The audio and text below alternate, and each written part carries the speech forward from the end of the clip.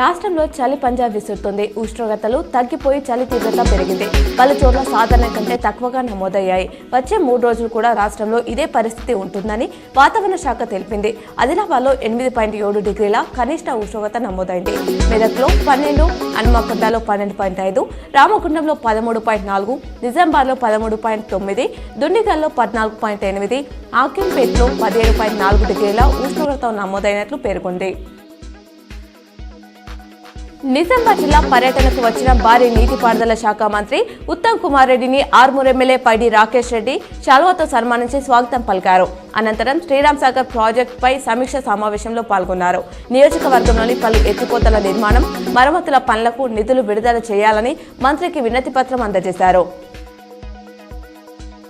తెలంగాణ తల్లి విగ్రహంపై రేవంత్ రెడ్డి సర్కార్ గెజిట్ ఇవ్వడం దారుణమైన విషయమని నిజామాబాద్ ఎమ్మెల్సీ కవిత ఆగ్రహం వ్యక్తం చేశారు.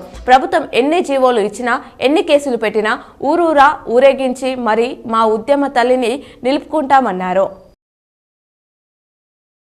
నేనే ఒక స్టార్ని, ఫ్యాన్స్ అంటూ ఉంటే నాకే ఉండాలి తప్ప నేను ఎవరికి ఫ్యాన్ కాదని ఇండియా టుడే చర్చలో సీఎం రేవంత్ రెడ్డి పేర్కొన్నారు. తాను ఘట్టమనేని కృష్ణ అభిమాని అని, ఈ తరంలో ఎవరికి ఫ్యాన్ కాదన్నారు. కావాలని అల్లు అర్జున్ను అరెస్ట్ చేశారనే ఆరోపణలను రేవంత్ కొట్టిపారేశారు.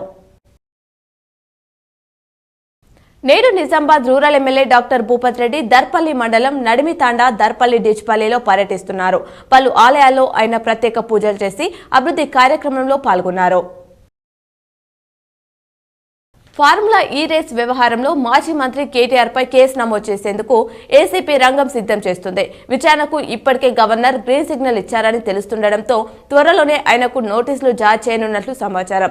రేస్ నిర్వహణ సంస్థకు నిబంధనలకు విరుద్ధంగా ₹46 కోట్లు విదేశీ కరెన్సీ చెల్లించారనేది కేటీఆర్ పై అభియోగం. ఇప్పటికే ఈ కేసులో అప్పటి హెచ్ఎండిఏ కమిషనర్ అరవింద్ కుమార్ పై కేసు నమోదైంది. రాత్రంతా జైల్లోనే ఉన్న అల్లు అర్జున్ ఖైదీలందరూ బ్యారక్లకు వెళ్లిన తర్వాత మంజిరా బ్యారక్ కు తరలించారు. జైలు అధికారులు ఫుడ్ ఆఫర్ చేసినా బండి తీసుకోలేదని సమాచారం. ఆయనకు కొత్త రగ్గు, దుప్పటి ఇవ్వగా సాధారణ ఖైదీలాగే నేల మీద పడుకున్నట్లు తెలుస్తోంది.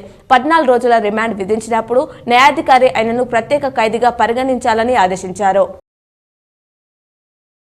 సాగునీటి ప్రాజెక్టులు, ఎత్తిపోతల పథకాల నిర్వహణను సమర్థవంతంగా చేపట్టాలని, ఎవరైనా నిర్లక్ష్యానికి తావిస్తే సస్పెండ్ చేసేందుకు వెనుకాడబోమని రాష్ట్ర నీటిపారుదల, పౌర సరఫరాల శాఖ మంత్రి ఉత్తమ్ కుమార్ రెడ్డి హెచ్చరించారు. తమ ప్రభుత్వం తక్కువ ఖర్చుతో ఎక్కువ ఆయకట్టుకు సాగునీటిని అందిస్తూ రైతులకు మేలు చేకూర్చాలనే లక్ష్యంతో ముందుకెళ్తుందని స్పష్టం చేశారు.